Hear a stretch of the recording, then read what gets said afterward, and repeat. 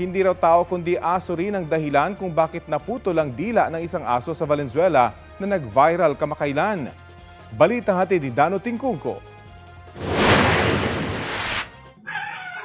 Ito ang sandaling naputulan ng dila ang asong si Kobe sa Valenzuela noong Martes. Nag-viral online ang kanyang sinapit dahil ang unang akala may sadyang pumutol sa kanyang dila. Pero sa pagsisiyasat ng binuong task force ng Valenzuela LGU, hindi tao ang pumutol sa dila ni Kobe kundi ang nakaaway na aso.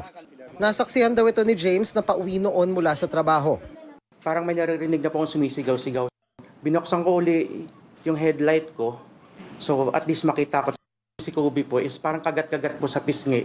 But na-realize ko lang po pala nung natanggal na yung dila niya.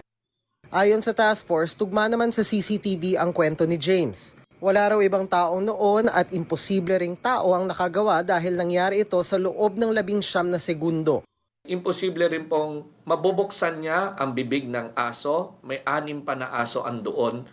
Imposible rin pong hindi siya masusugatan. Wala tayong human parts. Nakita. Okay na po yun kasi at least po nalinawan po kami na dogfight lang po yun.